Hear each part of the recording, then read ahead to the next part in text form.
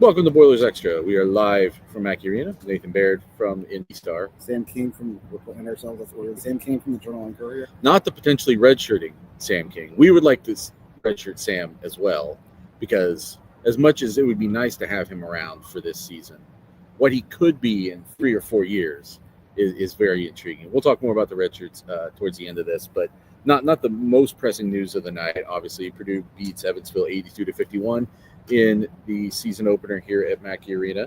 And we'll just start off with, I guess, the Trey Kaufman-Renn update. He was a surprise addition to the Big Ten availability report.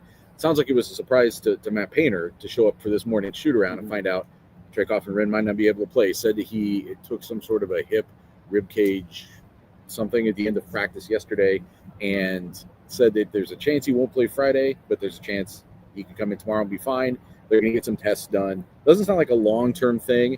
I don't think it's a good thing to have anything physically wrong with one of your most important players to start the season, obviously. Having said that, they weathered it pretty well. Yeah, and we learned around 3 o'clock today, I think, sometime in there, that he had a hip issue, was questionable for the game tonight. When the Big Ten availability report came out, that confirmed that, and no reason to put him out there in this game. Purdue won by 29 points without him, so 31. You and Matt Painter, neither one can do math. I also have a master's degree like Matt Painter. Yeah, so. This is your Indiana public school education at work, folks.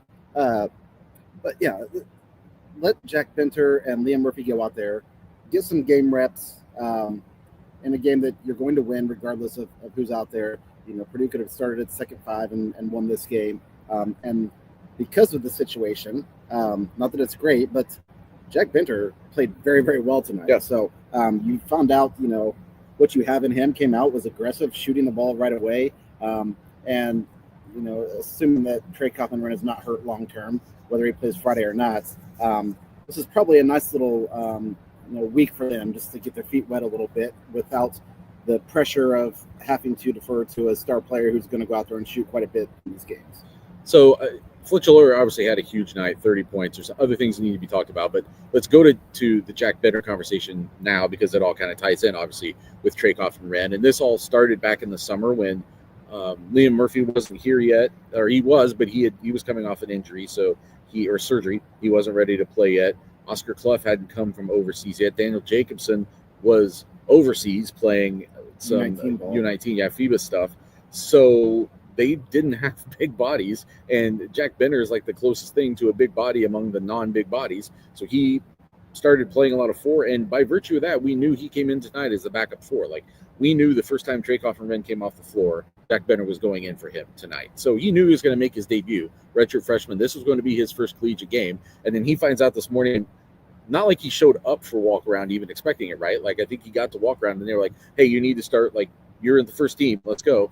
And I thought he responded well to that. He came down, he took his first 3 and missed it, and then came down the next time in transition, put the 3 up right away again and made it. I thought that was like one of the most important moments of the night for him, because as Matt Painter was talking about him after the game, called him a cerebral player.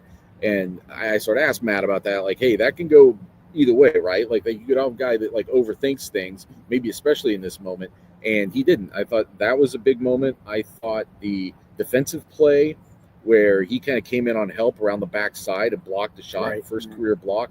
I thought that was big. He also had a couple of nice assists in this game. I remember the one from like down here in this corner. You guys can't see where I'm pointing.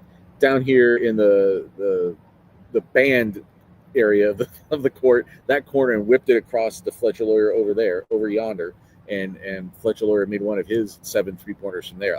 There were just a lot of little moments. It wasn't even so much. And I thought he held up okay defensively against some matchups that weren't good. I just thought it was an important game for him, and one that I think now he can, just off of this, it helps you stabilize, I think, in the role that you're going to be asked to play. Because there's going to be some other time this year where there's foul trouble or Trey Kaufman-Renn gets bumped again, and you're going to need important minutes in an important game against a good team from Jack Benter. He did pick up 2 early fouls and had to come out of the game, but came right back in, and it wasn't like he was, worried about having 2 fouls. He was still aggressive defensively, maintained the stuff he was doing on offense. I think he got 6 rebounds, maybe 6. Yep. So big performance. Now Purdue has far more talent than Evansville, and that probably helps a little bit in a situation like this. But these are the games that you play early in the season. So when you are playing Alabama, coming up, Marquette, you're going to the Bahamas and playing top tier competition. You're kind of in the flow of things by then. I think this was a great introduction to college basketball for Omer Meyer and for Jack Benter in a game like this. Yeah, and it's interesting to also watch Purdue play in that alignment because you're basically. I started to write something for the game like, oh, maybe they'll play some 4-guard alignment. Well, that's what it is. Like, but Jack Benter's a guard. Jack Benter brought the ball at the court in high school. Right. By the way, Illinois public school education career hits of 30 points instead of career highs. So yeah, we do the math right though. Apparently, we're still in exhibition mode season. We are. Yeah, not mid-season form. Fletcher Loyer. Huge night, and I thought he kind of had this vibe a little bit in the exhibition games where he was going to be aggressive and kind of assert himself, and obviously he's always been a strong 3-point shooter. And from talking to him in the last few weeks, talking to Trey Kaufman-Renn, talking to Braden Smith, talking to other people around the team, like there's been this concept that his volume needs to go up. Like he's too good of a 3-point shooter, too elite of a 3-point shooter not to shoot more 3-pointers. And from the jump tonight, he was ready to crank them. Yeah, and you don't think it now, but it was 20-17, and he hit 3 threes in a 4-minute span that sparked a 16-2 run. So his shooting really turned this game on its head and got Purdue that separation that a lot of people probably expected it would have by halftime. But yeah, 7 of 10. His last 3 was an air ball, and he kind of laughed when it happened because it was a heat check moment for him, and he knew the starters were coming out of the game at that point at the next dead ball. But yeah, before that, 7 of 9 from 3, and this is a guy that's, think back to a couple of years ago, he torched Tennessee in the Maui Invitational, which was a top 5 team at the time. He torched Arizona, who was at the time number 1 ranked during the year that Purdue went to the Final Four 2 seasons ago. And then last year, I think may have been his lowest volume year in terms of shot taking. And, you think without Zach Edey, that wouldn't be the case. But also Zach Edey absorbed a lot of attention, so there probably was a lot more looks from the outside. He's a guy who's he's probably not going to shoot 10 threes every game, but I think that he's a guy who has to be aggressive. And, why not? And, especially if he hit Mike Will tonight. But then he mentioned at Kentucky was 3 of 15, but he kept shooting because good shooters, try to shoot their way out of funks. Yeah, and I thought the one that stood out to me tonight was the one where I can't remember what started the break, but Braden Smith's bringing it up, and he gets it to Loyer, and I think everybody is still behind him. He was like, Loyer was out in front, so Smith is passing it ahead, and I think he shot it from like 28 feet at the front of the break. I think there might have been one person down, but like everybody else was behind him, and it goes in. And those moments I thought were what were different about tonight, because there was also the one like to start the game. I think he'll roll off a screen, obviously, or he'll take a pass where he's open and the open threes that happen because someone's late on a closeout. Like that stuff's always been there, but I think seeing him take like contested tough threes is the next step forward. Yeah, and for 3 years, I guess now, people have been sending me DMs or things and asking, why does Fletcher Loyer start? He's not athletic. He's not a great defender. I think tonight you see why he started 111 career games.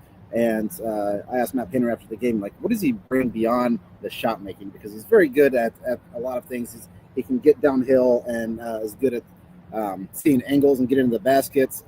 He's got a lot of either gets fouled at the rim quite a bit or gets a layup at the rim. Despite not being the most athletic or the quickest guy.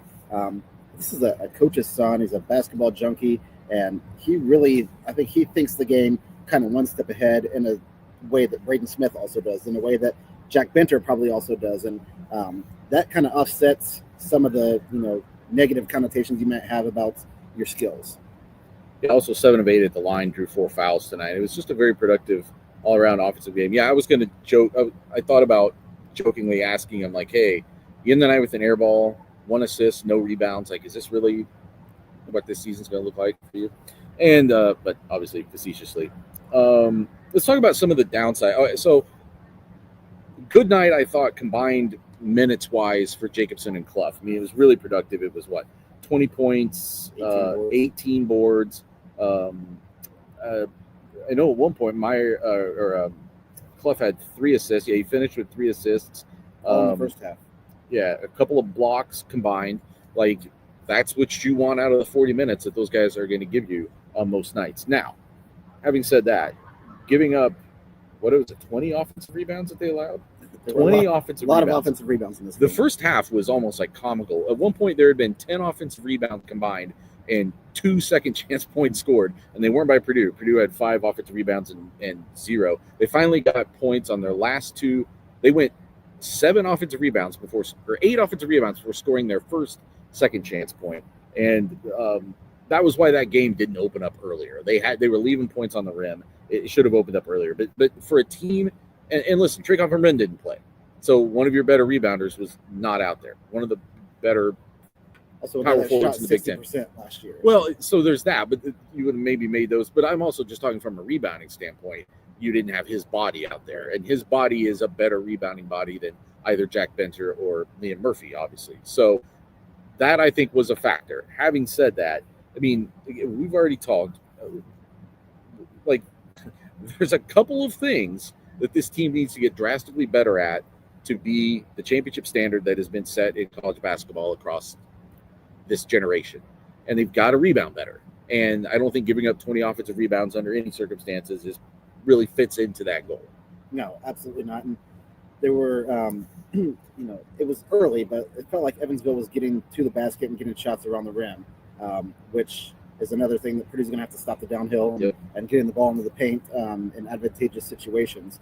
But yeah, the rebounding was the reason Oscar Clough is here is because he was the second leading rebounder in the country last year and was supposed to help Purdue in an area where it had a weak point last year.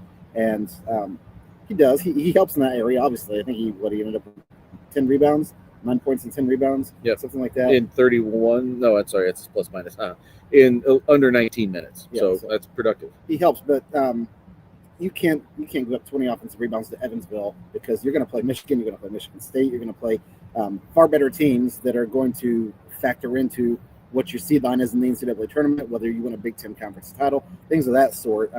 But those are down the road. And if this helps Purdue understand that, then you take it in stride, and then you go to Oakland on Friday and see if you improve on that. I mean, it's what, 9 days from today they're going to be in Alabama playing a really strong team, and I think they've got to make some defensive strides by then. Right. You can't still be talking about, like, how long into the season you be talking about containing dribble penetration and teams like this and teams like UIndy getting to the basket more than you want them to. That has to get turned away somehow. And I'm not saying it's an easy overnight thing to do, but they've had some runway to get there, and I just feel like they're behind where they want to be in that regard. Yeah, the last 2 years Purdue was beating Alabama, but it was a track meet. It wasn't with defense. I assure you that. So that's a program that has elite athletes, similar to what Purdue saw when it played Kentucky in the exhibition game. So you're going to have to be much better by then, but still a long way to go. And ideally by then, Trey Kaufman-Renn is back in your rotation. Just a couple other things worth mentioning. Probably Homer Meyer, 7 points, 1 assist, 1 turnover. I thought he did. He took the ball left and went to the basket and did a scoop layup for his first career points. It was a beautiful play, and I think he had some moments too that he threw the ball right to a guy that I don't think he expected to be there at one point. But I think he's a guy. He's a freshman. He's going to make mistakes like that, and he's going to learn along the way. But he definitely, maybe not to some people, to me, I think he lived up to the hype that people expected. He's clearly got skills that, especially as a guy coming off the bench, will help this team long term. And when he came in, especially in the first half, Braden Smith basically went out to the wing and was hanging out, and Meyer was running the show. He drove in for that layup, and then a couple possessions after that, drove in the lane again, got met there and kicked it out to Daniel Jacobson for a 3. So, like, you see, like, when we talked to PJ Thompson about this a couple weeks ago, and I just straight up asked him, like, did you guys need Homer Meyer, or was this a luxury sort of, right? Like, it's just like adding onto what was already a really strong thing. And he said, no, like legitimately, like to win a national championship, I thought we needed another creator. And you see the glimpses of what kind of creator he already is, and what he probably can be even more so when you start to get towards February, March, where this team wants to play its most important games. Yeah, absolutely. Daniel Jacobson, we mentioned him. Didn't have his best night. He's not going to shoot 4 for 10 very often. He struggled around the rim a little bit, but then also asserted himself. He got an offensive foul where he chicken winged a guy and got a layup, and it was a clear offensive foul, but he was pretty frustrated with that. But somebody mentioned this in the game, and I guess I didn't maybe notice it in the moment, but he is a fiery guy. He brings a lot of energy. He gets excited when plays go down, but I also see him kind of put his head down when he missed a couple threes and gets frustrated when he gets called for fouls. So I guess you got to find the balance there a little bit of the energy, but also not getting too far down when things don't go in your favor. I mean, if we're talking about Omer Meyer being a freshman, despite all of his international experience, like Daniel Jacobson is still, he's kind of a tweener, right? Like he's essentially what a redshirt freshman would be. He only played 1 game in 1 minute last year. So, there's still, I think, some of that process that still has to go on for him, that callousing or that hardening of your emotions or whatever out there. But in a positive way, I think that some of the emotions still come through. I think that we've seen in the past when Purdue has a fiery guy at that position. I'm thinking of Matt Harms, thinking of Isaac Haas at times. Like that can have an effect, like it reverberates through the roster a little bit. Matt Painter, they made no announcement before the game, as they have in the past, about like updating the redshirt situation. And the way Matt Painter described it was, as we already said, they may redshirt walk-on Sam King. It sounds like there are some things he would have to figure out. I don't know if he means academically. I assume maybe to play next year.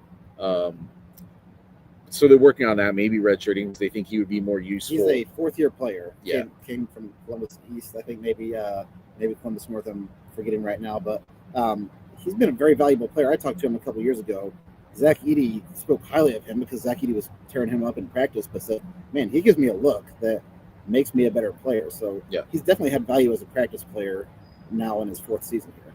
And listen, guys, bigger bodies, like Purdue knows it's going to lose a couple of those guys in Kaufman-Renn and Liam Murphy after this season, and Oscar Clough, obviously. So, they need those guys next year. It's why Riley Burgess is redshirting partially, because they need that more going forward than they needed immediately.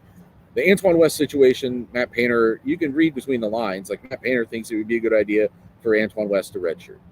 He had kind of telegraphed that anyway during Monday's press conference, and it's what has always made sense on paper, right?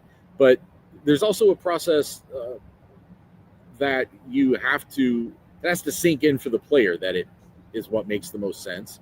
And Antoine West isn't there yet. And so he didn't play tonight, even when the other walk-ons did play. And Painter said, we're going to wait a couple weeks and see.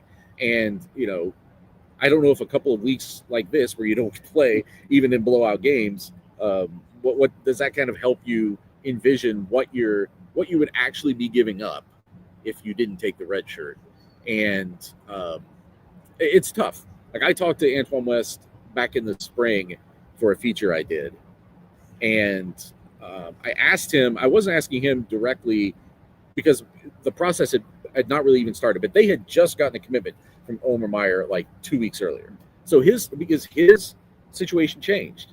Like he was the lone guard coming in this class. He would have been the last guy in the shooting guard rotation, but still like one spot higher, assured of getting minutes.